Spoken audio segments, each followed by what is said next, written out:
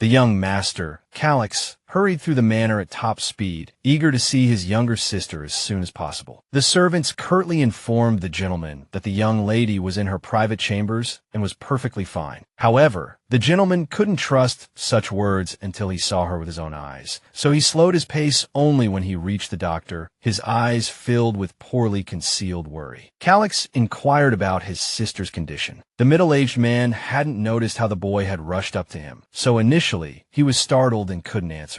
But eventually, he admitted that the young lady's fever had broken, and she had almost fully regained consciousness. Yet, it was clear from the doctor's face that a small detail troubled him. Calix immediately noticed the man's demeanor and asked if something was truly amiss. For some reason, the doctor couldn't find the right words to explain what had happened, so he merely wiped his brow with a handkerchief. At that, the gentleman could bear it no longer and threw open the door to his sister's room, determined to see everything for himself. Calix called the girl's name from the doorway, hoping she was completely well and would answer him. But for some reason, the young lady remained silent, compelling her brother to approach and find out what was truly bothering her. He drew very close, trying to meet Rosaline's gaze, but she seemed to be staring into the void. After a few seconds, the boy couldn't stand it anymore and anxiously called out to his sister, trying to understand what was happening. Rose declared in a completely mechanical, yet halting voice that she was fine and nothing was troubling her. This response was so unlike the young lady's usual manner of speaking that it filled Calix with utter dread. During the recent battle, it was Rosaline whose body had taken the longest to find. The search had been further complicated by the hunting competition held in a small town called Vista. The necessity for these competitions arose because the population of monsters and wild animals grew so rapidly that the imperial family could not allow panic to fester within their country due to potential dangers. Consequently, many members of the imperial family, as well as nobles and knights, participated in those competitions. The most renowned participants were the princes, one of whom held the title White Knight and was the second heir to the throne. The fifth prince wore forest robes, fitting for the name of his unit, Deep Forest. Alongside these most famous princes, various powerful imperial knights also took part in the competition. To someone unfamiliar with the rules, the entire event might have seemed more like a conventional war among humans than a hunt for monsters. And so it happened that on the fifth day of the competition, the neighboring kingdom of Balta effectively attacked the Ilibina Empire. The squad of professionally trained assassins was suppressed by dawn, but the attackers' identities could not be determined. Furthermore, even with divine healing powers, casualties could not be avoided. Under such circumstances, none of the defenders would consider continuing the hunting competition, so people returned home. Only a few knights, whose injuries were not severe and who could assist the remaining warriors, stayed behind on the battlefield. Soon, the White Knight's deputy, who was compiling lists, realized that within his detachment, only one person remained missing. He cherished this girl greatly, for despite being female, she was a loyal and brave knight. He clearly remembered instructing Rosaline before the competition, wishing her luck and success in the hunt. So the deputy began searching for any trace of the young lady, even inquiring among other detachments just in case. However, none of the soldiers had seen the dark-haired girl nearby, so they all set out to search. Eventually, the soldiers' search party ventured deep into the forest. They arrived at the edge of a high forest cliff. 6 days had passed since the battle, and only now was the gravely wounded Rosaline found. The reality Calix now faced was that his sister remembered absolutely nothing of her life as a result. This deeply saddened the boy, for at his age, he was utterly unprepared to confront such a situation. The doctor delivered the disappointing news that the lady couldn't even recall herself. However, the fact that she could name their family crest offered a glimmer of hope that her memories might return. Until then, Rosaline's gaze would remain somewhat vacant, even appearing a bit dull, as the knowledge within her mind was still scarce. Although the lady showed interest in everything around her, she was no longer a child who could learn everything from scratch. Her brother could only hope that his sister's memories would indeed return, otherwise, they would be in trouble. The doctor, unwilling to give the young man false hope prematurely, stated that it was difficult to predict anything at this point. The master understood what the doctor was implying, as he himself could see how frail the lady currently was. Therefore, Calix only requested that the white mourning cloths be removed from the manor walls, for his sister was alive. Following this, the brother decided to thank the knight who had found the girl, grateful for saving her and aiding in her treatment. The master also ordered that, aside from one specific maid, no one was permitted to visit Rosaline. The boy, still worried about the young lady's condition, inquired with the attendants whether she had eaten anything. The girls answered, somewhat sheepishly, that surprisingly, Rosaline had eaten everything they brought her quite well. Initially, the maids had been very concerned, assuming their mistress wouldn't eat anything at all. But Rosaline had quickly finished 3 hearty plates of food and was already intending to have dinner afterward. Upon hearing this, Calix asked the attendants to bring his meal to his sister's room, as he wished for them to dine together. As soon as the girls left, the young man began to ponder, realizing he had forgotten to do something important for the lady. That is, he hadn't even mentioned how overjoyed he was that she had returned safely after so many days. Looking at a photograph of the two of them together, the brother couldn't help but break into a warm smile, for he loved his sister dearly. Calix resolved to speak with Rosaline during dinner tonight, as he had much to tell her. However, the boy's plans were destined to fail, for when he saw the lady, he himself forgot everything. He had been told the lady suffered a severe blow to the head, yet her behavior was still far too unbecoming. Even the maids, who had seen people less than tidy, were astonished by the lady's current state. Though the master didn't want to admit it, his sister reminded him of someone intellectually challenged. Suddenly, the girl, without any concern, swiftly reached for her brother's food, having already devoured all of her own quite rapidly. Rosaline felt no embarrassment whatsoever as she continued to wolf down the meat with an astonishing appetite. This situation finally convinced Calix that something was definitely wrong with his sister. For a moment, silence fell over the table, as the boy couldn't process the girl's actions. In the end, out of deep affection for the lady, the brother simply placed his utensils on the table. Once he had calmed himself, Calix asked the maid if Rosaline was permitted to eat meat yet, given her serious condition. The girl explained that she had added meat to the still light breakfast broth, and the lady had experienced no complications. The master managed a faint, uncertain smile, surprised at how quickly the young lady was recovering. Moreover, she ate so indelicately, resembling a wild, extremely famished animal that had just feasted. The attendant quickly noticed the young man wasn't eating and informed him that food would be brought for him. Meanwhile, the boy observed Rosaline with keen interest, noticing many new things about her now. The girl lunged at the meat with an incredible appetite, as if she had barely eaten her entire life. Calix advised the lady not to eat too quickly, lest she upset her stomach. This was clearly something the lady hadn't considered, and his brotherly words of concern made her visibly startled. Surprisingly, however,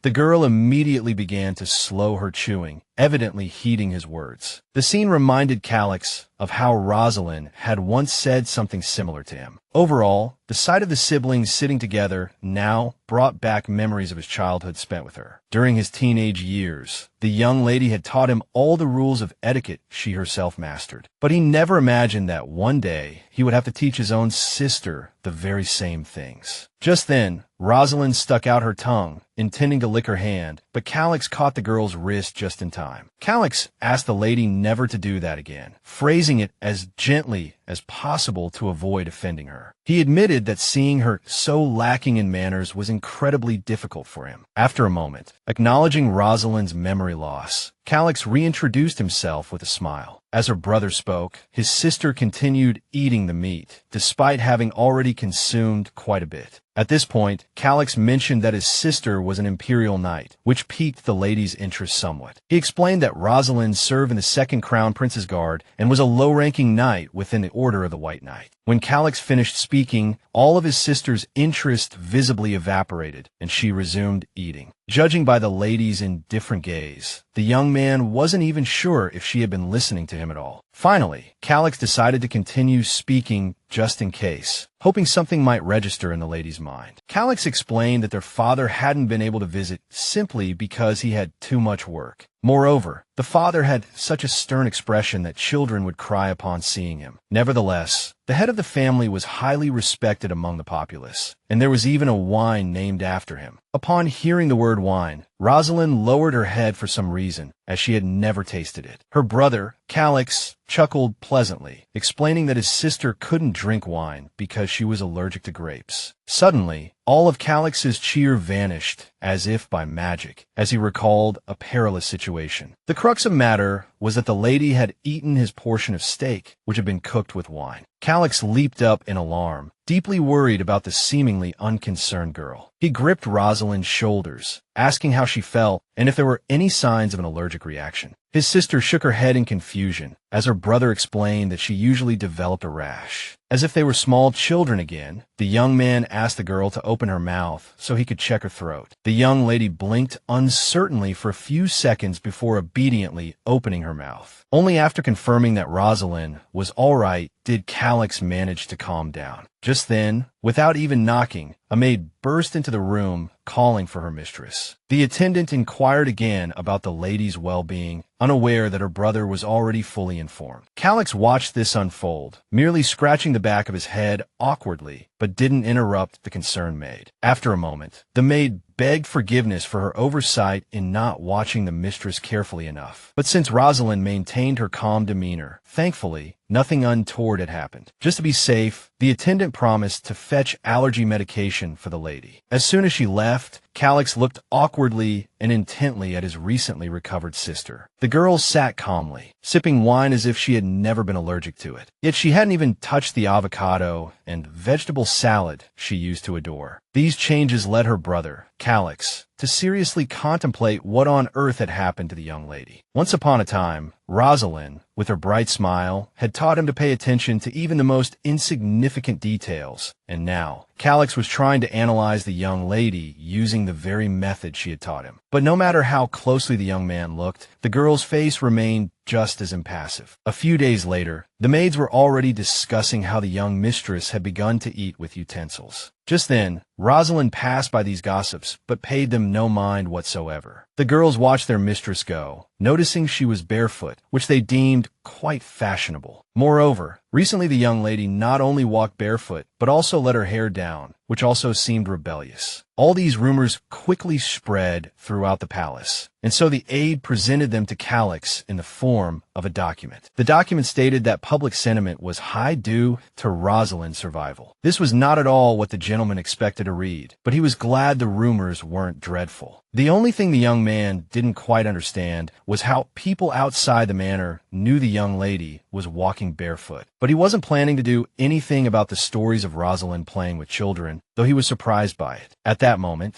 the aide reported that a countess had arrived at the manor unexpectedly and invited her children for dinner. For Calix, this meant a bit of trouble, as he had to prepare his sister. He saw the young lady sleeping in the hallway again, despite having her own very beautiful room. To the young man's surprise, the lady's mouth was slightly open, as if trying to say something, her voice barely audible. The gentleman noticed this because it was precisely the kind of observation his sister had once taught him. But then came the loud voices of the maids from outside the window, discussing their daily routines. The girls laughed merrily, discussing the imminent end of their current workday. Rosaline, without opening her eyes, observed her attendants, seemingly studying their behavior very carefully. Her sister's mouth opened again, and it dawned on her brother that she was relearning their language, which startled him. He recalled again how his sister had once demanded he not miss even the most trivial things. The lady had promised that the boy would be able to see through others when they tried to lie to him. For some reason, Calix still remembered that many in their family appeared kind, but were not so in reality. Now, the young man wondered if the lady, in her current state, was capable of lying, and if she even knew how. Just then, the girl turned and met the gaze of her brother, who had been watching her intently. To avoid any potential awkwardness, the young man quickly said that their mother had returned and wanted to have lunch together. Rosaline's face suddenly lit up. She found this prospect incredibly interesting. The girl hopped down from the windowsill, walked over to her brother, called his name as if wanting to say something, and then, with a sweet smile, invited him to go along, repeating the words spoken by the maids beneath the window. This came as a huge surprise to Calix, as the girl had barely spoken until now. He surmised the lady was learning quickly and memorizing much just by listening to others. But the young man decided to deal with this later. For now, he had the maids dress his sister presentably. As the gentleman headed to the drawing room to wait for Rosaline, his aide asked if everything would go well. The gentleman himself remembered it was best not to tell the Countess about her daughter's diminished state, but he hoped there would be time to coach his sister. Indeed, the lady quickly memorized everything her brother told her, which couldn't help but please him. When the children entered, the Countess was very happy to see them, as she didn't visit the mansion often. Calix immediately asked how his mother was feeling, as they hadn't seen each other for several months. The Countess embraced her son, then turned her full attention to her daughter, who stood quietly aside. The young man was shocked to find that his sister could barely cope, answering their mother's questions only with negatives or affirmatives. To aid the Countess, the young man quickly invited her to be seated, knowing she would ask fewer questions during the meal. Calix glanced at Rosaline, pleased that she was managing well, answering all questions as required. He was even beginning to hope their dinner might proceed smoothly when the girl suddenly reached for a piece of bread, only to drop it onto the floor. Without a second thought, Rosaline picked the bread up from the ground, driven by a genuine desire to eat it and seeing nothing wrong with her actions.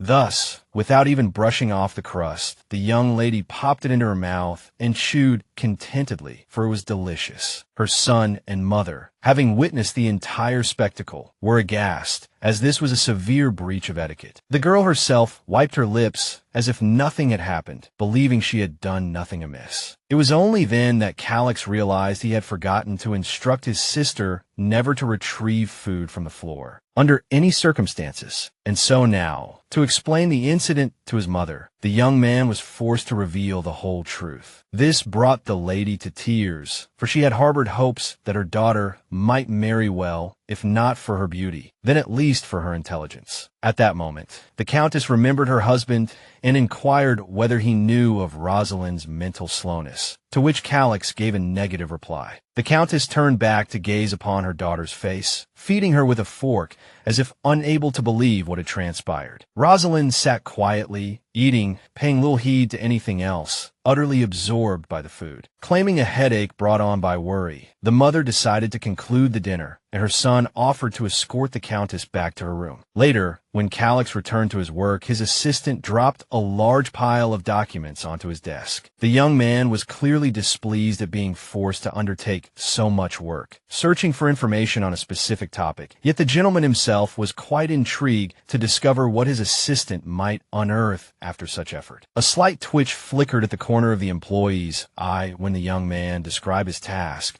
as merely ordinary, but instead of cursing, he confessed that he found the gentleman's request exceedingly peculiar. However, there was essentially nothing unusual in the report the assistant suddenly presented. Visibly concerned, the young man asked if everything he was searching for was indeed true. To this, Calix replied that he only held suspicions and thus did not wish to jump to conclusions prematurely. That evening, the young man stepped out onto the balcony, the same documents in hand, to ponder once more. They describe a legend concerning shadows dwelling in dense forests, which devoured lost travelers. These shadows were also known as reflections, for they perfectly replicated the individuals they chose as victims. After studying all available information on these beings, Calix began reading eyewitness accounts. One man recounted how he was picking berries in the forest, but accidentally stumbled and fell from a cliff, losing consciousness thereafter. Lacking the strength to rise, he could only lie there gazing into the dense woods when suddenly a creature of some sort appeared. Initially, the man mistook it for some kind of tree root, but that was far from the truth. Gripped by indescribable terror, the man watched as this entity approached him with excruciating slowness. Tales of the reflections were well known in his circles, yet he had never believed such legends, merely laughing them off. The accounts concluded by mentioning that this creature appeared when a person was near death. But for some reason, the incomprehensible shadow did not kill the man. It merely stood nearby, observing him in silence. To survive and avoid falling into the monster's clutches, the victim began consuming all his provisions. Thanks to this, the bleeding stopped 2 days later, and the swelling in the broken leg subsided slightly. Consequently, the reflection, which had fully assumed human form, retreated disappointedly back into the depths of the forest. As Calix was completely absorbed in reading the tale, he suddenly heard a peculiar noise behind him. Turning around, he saw that the balcony door was inexplicably ajar, despite his distinct memory of having secured it. Mindful of the possibility that spies might be infiltrating the manor regularly, the gentleman swiftly concealed the documents. Then, knowing no visitors were expected at this hour, the young man drew the sword from its sheath. Without hesitation, he plunged boldly into the darkness of his office, demanding to know who dared disturb his solitude. Imagine his astonishment when the brother found his sword pressed against his own sister's throat, yet she remained utterly still. The scent of blood immediately assailed the gentleman's nostrils, and he noticed a dead spy on the floor. Neck snapped. The thought flashed through Calix's mind again. No ordinary person could kill so cleanly. He threw Rosaline to the ground, still keeping the sword point at her throat. The girl seemed entirely unfazed by her brother's actions, while he, conversely, trembled with fear and agitation, unable to comprehend what was happening. The lady turned to him, speaking his name, yet her expression remained utterly unchanged. Calix remembered how his sister used to beam with joy whenever she called his name. He realized anew that the person before him was not the sister he once knew. Unable to contain his emotions, the gentleman broke down in tears, demanding the girl explain what had transpired. The young man screamed, interrogating the creature about its purpose there and why it had taken his sister's form. When Calix asked who she was, an inhuman light flickered in the lady's eyes. Then, realizing the futility of deception, the creature candidly confessed that it was a reflection. These were the very words he had both longed and dreaded to hear. The creature suddenly offered a faint smile, stating it was Rosaline's reflection. Calix recalled how, before he went to see his mother, his aide had warned him that the Countess might be devastated if she learned the truth about her daughter. The Countess's health was already fragile, which was why she had left the manor for their country villa even before her daughter's disappearance. The aide had asked the gentleman if he intended to tell his mother the whole truth about his sister's apparent madness. Calix's plan at the time had been to quickly teach the lady all the necessary etiquette, making her appear as she once was. As for the creature itself, it had resided beneath the mountains in the forest for a very long time, often transforming into various animals or insects. Regardless of its form, the being tried to stay as far away from humans as possible. It felt a certain fear. Although the creature fed on dead animals, it never hunted them itself. It simply sought them out. In whatever shape it took,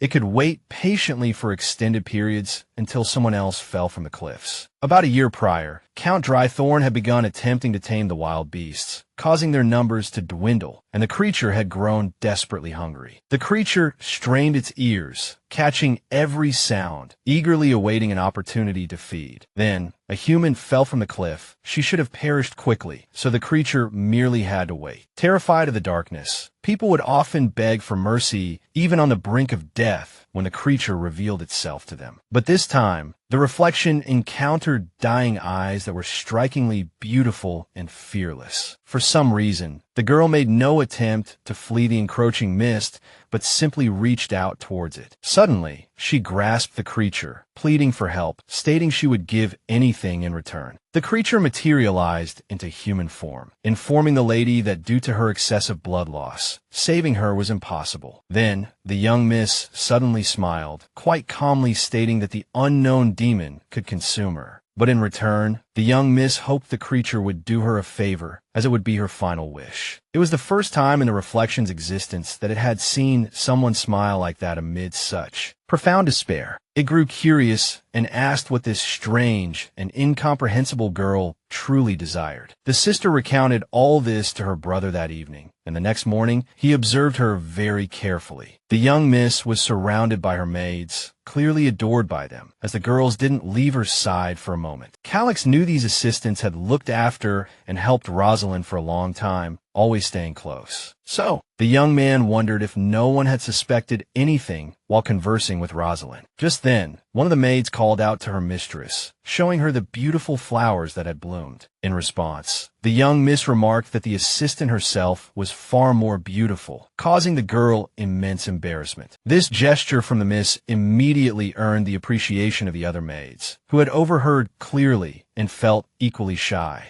Calix felt an uncomfortable chill creep across his skin, for this was unlike his sister. He realized this creature was also one of those who easily stole hearts with compliments. Once again, the boy was certain this reflection was not his sister, which angered him. That evening, the girl confessed she had come to protect someone, and Calix tried to ascertain exactly who. The young man didn't believe the creature could be trusted, so he even shouted while questioning her. But then the reflection stated she needed to protect the master of the White Knight, and Calix froze because that was so much like his sister. The boy sighed and sheathed his sword, realizing he still couldn't bring himself to kill Rosaline, even if it wasn't truly her anymore. He remembered his sister wanting to protect the second prince, even though her father aided the first prince. So now, the young master completely relented, letting the creature live, as there was nothing he could change. 2 weeks had passed since then, and Rosaline had learned to use a fork, spoon, and knife, and even stopped picking food off the floor to eat. She also learned to speak quickly, though she still communicated mostly in short sentences. Once, Calix was observing the young miss again when their eyes suddenly met, though he hadn't intended for it. Rosaline calmly waved at her brother, showing friendliness towards him for not revealing her secret. The boy still couldn't perceive this reflection as something alien, so he waved back at the young miss. Later, as the gentleman worked again with a pensive expression, his assistant asked if everything was all right. Calix didn't answer, instead throwing all the documents about the reflections into the fire, because that shadow was fulfilling his sister's will. Naturally, all the papers burned quickly, and now no one could guess what had been written inside. The young man returned to his work, only to be suddenly informed that Lord Raymond wished to see him and his sister. Moreover, the Lord was already seated in the drawing room, which made the brother hurry towards him. On the way, he encountered a maid and scolded her for not stopping the Lord when he demanded entry. The young man didn't listen to any explanations and continued running, as he couldn't let the Lord see his sister first. Before reaching the drawing room, the young man heard a man scream and realized it was Raymond shouting. Calix grew even more frightened, unable to even imagine what Rosaline might have done. And indeed, the girl was looking at the guest with a very angry expression, though she hadn't done anything else. It turned out the fellow had touched the young miss as usual, and she had struck back at him. The gentleman rushed to his friend's side, asking what had happened, but he couldn't answer due to the pain, and the young miss herself didn't explain anything, merely continuing to glare angrily at the lord who had suddenly touched her. Without offering any explanation, the man lost consciousness and collapsed right onto the floor, startling the young man. When the doctor examined Raymond, he saw that his entire body was covered in bright red bruises. Calix tried to ascertain from his sister why she had treated the lord in such a manner, as there had been absolutely no need for it. Panicked, the young miss explained that she had done so because she believed the fellow to be a very bad person. A maid overheard this and mentioned she had something to say, so the master began to listen to her. The girl stated that Lord Raymond had embraced Rosaline the moment he saw her, whereas Calix hadn't noticed the lord doing anything untoward. The maid lowered her head and begged for forgiveness, saying it was all their fault, as they were the ones who had misled the young miss in such a way. The truth was, the aides had earlier explained to the young miss that no stranger should ever touch her. If someone did indeed touch the young miss, then he was a bad person and needed to be punished. Now, the girl begged forgiveness for this, as she hadn't expected her advice to lead to such consequences. Calix trained a reflection never again to strike people without reason, and the young miss repeated these words many times to commit them to memory. Afterward, the lord explained to the girl that Lord Raymond was their friend and a member of the White Knights, just like her. Rosaline asked again if it was all right to hit him, and her brother explained that it absolutely was not. Calix added that his sister could easily defend herself against any spy or person who attacked her. However, the fellow frightened the girl by saying that if she hit everyone she met, she could end up in a very dreadful place. At that moment, the relatives were informed that the Lord had regained consciousness and could even speak, so they could visit him. However, Raymond himself, though conscious, was in an extremely foul mood because of what had happened. Rosaline obediently asked the gentleman for forgiveness, just as she had promised Calix she would. The Lord anxiously asked if this was truly the same Rosaline, and the young miss confirmed this notion. The Lord then asked if she had really struck him for some reason, and the young miss apologized once more for her actions. Watching the young miss reach for his biscuits, Raymond said he would forgive her this time. Meanwhile, the girl took a large handful of biscuits and began eating them calmly, as if it were the most natural thing in the world. This made the Lord realize that something was indeed off about Rosaline, and he asked Calix what was going on. The gentleman had to confirm that the young miss was not the same as before, and the Lord once again requested that she not hit him. After this, Raymond couldn't contain himself and embraced the young miss again, overjoyed that she was alive. Rosaline herself felt nothing at that moment, as she essentially didn't know this person at all. Later, the three of them sat down for tea, and